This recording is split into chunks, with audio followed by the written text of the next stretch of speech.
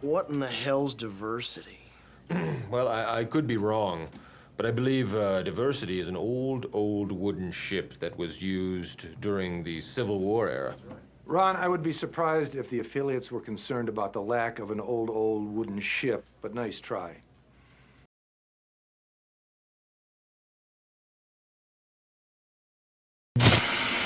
We actually went through a series of meetings here at Shudder before we decided to show this movie, and we decided that, yes, human knowledge would be advanced by analyzing the various kill scenes and the backstory on the various types of demons, or maybe zombies, we're not quite sure, that populate the film, and that was a very painful decision. But we made it, and we stand by it. Don't you love it when CEOs and public officials and celebrities say that? You know, we made a painful decision today. Like they were writhing around in their Corinthian leather chairs, screaming in agony. Somebody calls a press conference and they start out, regrettably, we've made the painful decision.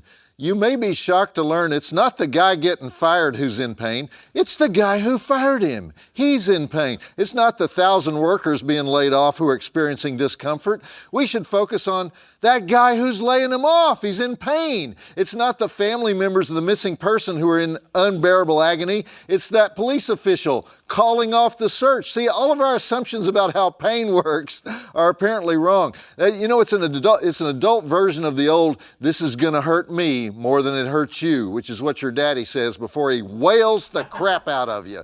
You know, well, guess what? It doesn't hurt daddy more than it hurts you. And it doesn't hurt the guy who goes back to the executive suite and downs a couple of single malts either. It's actually the apex of being a self-centered creep to say, don't look at the situation here and the people that are about to get nuked. Look at me, damn it, I'm a tortured sadist. So I guess I just did that. Instead of saying, here's the movie, I had to go and say, this was a painful decision that we made. You know, there's a guy named John McTaggart, the president of Minnesota Public Radio. He's so good at the painful decision, he made 2 of them in 1 month.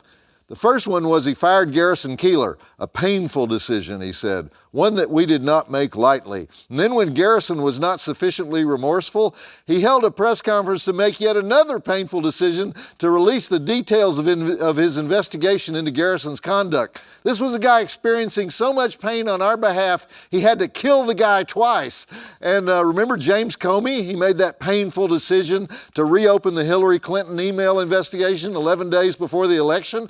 It was so painful for James, I can't possibly understand why Hillary is still talking about it today. Doesn't she recognize the Shakespearean anguish of law enforcement officials? Oh, and who doesn't feel sorry for Lena Dunham, the actress who made the painful decision to send her adopted dog, Lambie, back to the shelter after he'd already become accustomed to living with her for 4 years. No. I'm surprised Lena didn't have to check into the asylum. Her body was racked by excruciating emotional pain. Lambie, on the other hand, was spared any further emotional shock from watching Lena copulate with tattooed geeky boys. So maybe it was for the best. What we need to realize is that pain abounds mostly among the employed and the powerful. Like Congressman Mike Kaufman and his wife, Colorado Attorney General Cynthia Kaufman, made a joint painful decision after much soul searching. I forgot the soul searching part, by the way. All painful decisions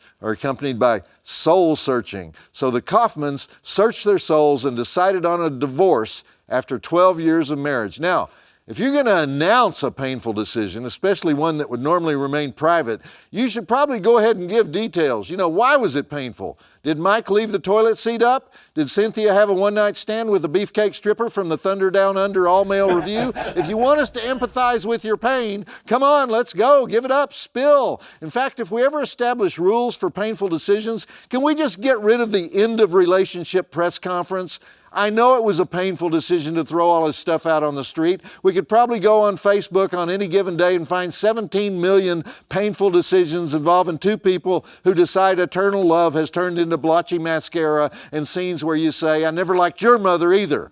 You know, a woman named Megan Webb wrote a widely circulated article about her painful decision at age 32 to stop teaching elementary school in Palm Beach, Florida, and get a job that pays more. When she gets that first check with the additional 50% income, she might be in so much pain that she'll have to move somewhere less affluent than Palm Beach, like Beverly Hills. Now, sometimes even whole organizations can experience pain. If you go to the website of MedNet of Maine, a PPO for healthcare, you get the following message: MedNet has made the painful decision to close our doors.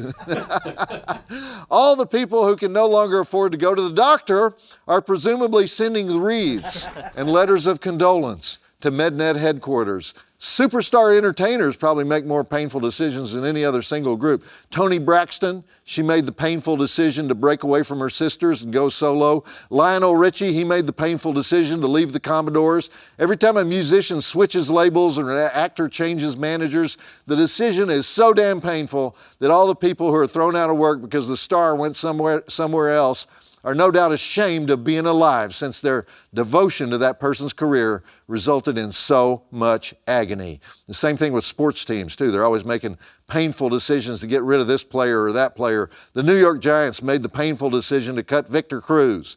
The Yankees had to make the painful decision not to give Alex Rodriguez all his bonuses in his final year. Painful decisions in professional sports make me feel sorry for those masochistic owners.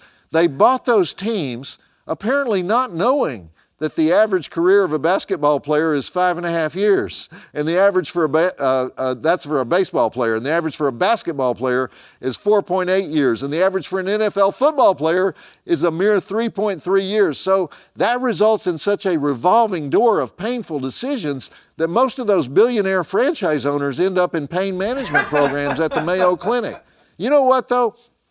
I'm always puzzled when a city council or a legislature or a judge makes a painful decision, since the whole purpose of having city councils, legislatures, and judges is to make frickin' decisions, you know? That's like taking a job as a swimming instructor and then saying, you know, the troublesome thing about this job is that I have to get wet every day. Because what people really mean when they say painful decision is decision.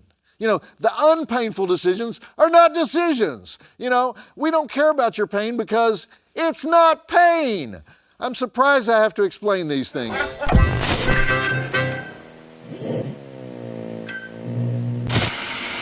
What the hell are you two doing? It's called rocking out. You wouldn't understand, Dad. You're not with it. I used to be with it, but then they changed what it was. Now what I'm with isn't it, and what's it seems weird and scary to me. It'll happen to you.